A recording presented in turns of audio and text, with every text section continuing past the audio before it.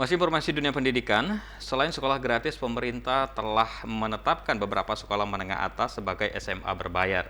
Untuk informasi selengkapnya terkait penerapan kebijakan ini, kita telah terhubung bersama pengamat pendidikan Prof. Muhammad Sirozi. Assalamualaikum warahmatullahi wabarakatuh. Selamat petang, Prof. Sirozi. Ya, Waalaikumsalam. Selamat petang. Baik, Prof. Bagaimana tanggapan Prof sendiri ini tentang kebijakan sekolah berbayar? Padahal sebelumnya memang program sekolah gratis ini menjadi salah satu program andalan dari pemerintah. Ya, sebenarnya memang dari dulu ya, Mhm. program sekolah gratis di Sumsel itu kan parsial. Ya. Artinya nggak gratis beneran. Ya. Itu Mhm. dari dulu kok. Nah, parsialnya itu bisa dilihat dari 3 aspek. Pertama, dari segi mata anggaran, mata pembiayaan. Nah, itu kan yang digratiskan itu kan cuma SPP. Ya. Biaya-biaya lainnya tetap bayar. Oke. Nah, yang kedua, parsialnya itu bisa dilihat di kategori sekolah ya. Karena memang perda sekolah gratis kita itu memungkinkan dulu namanya sekolah berstandar internasional. Sekarang itu sekolah-sekolah unggulan itu memang dari dulu tidak masuk dalam kategori gratis ya. Jadi elitisme itu ya tetap ada dari dulu. Jadi tidak ini bukan satu kebijakan yang baru ya. Kalau beberapa SMA itu sekarang berbayar, dari dulu juga seperti itu. Nah, yang ketiga, parsialnya itu ya ada perbedaan-perbedaan antar kabupaten kota gitu. Jadi tidak ada keseragaman ya dalam satu provinsi. Ya. Jadi ya saya kira kalau kebijakannya tetap parsial seperti ini kan pertama nilai-nilai keadilan ini belum akan belum akan hadir di dalam sistem pendidikan. Kedua, ini pasti elitisme di dalam sistem pendidikan kita akan terus terjadi ya. Nah, karena itu ya saya kira ada beberapa alternatif ya yang perlu didiskusikan untuk kebijakan ya. Yang pertama itu memang full gratis. Artinya kalau memang dari berbagai pertimbangan ya pemerintah memiliki kemampuan untuk menggratiskan sekolah ya kita betul-betul gratis.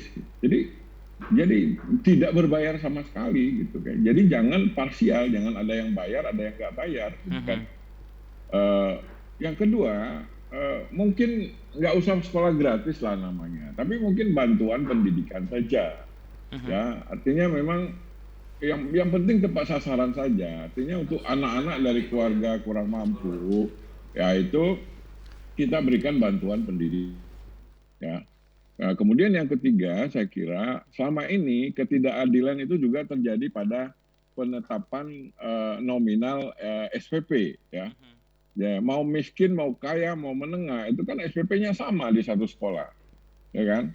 Nah, saya kira ini saatnya kita menetapkan jumlah SPP itu berbasis kemampuan ekonomi orang. Nah, jadi jangan sampai nanti misalnya anak direktur bank itu SPP-nya sama dengan anak guru honor misalnya kan. Nah, saya kira ini sangat penting ya. Ini seperti di perguruan tinggi. Perguruan tinggi sekarang itu dengan konsep UKT itu sudah mendekati konsep seperti itu. Jadi kita menetapkan UKT itu berdasarkan kemampuan ekonomi orang tua. Dan saya kira di tingkat sekolah juga penting ada kebijakan seperti itu supaya ada rasa keadilan. Dan yang paling penting jangan sampai terjadi elitisme. Nah, karena kalau terkait dengan biaya ini nanti ujung-ujungnya ya yang dapat sekolah bagus ya yang dapat layanan pendidikan bagus itu adalah anak-anak dari keluarga mampu. Baik, Nah, Prof. ya Dengan kebijakan sekolah berbayar ini, apakah memang nantinya akan berimbas kepada peningkatan output dunia pendidikan kita, Prof?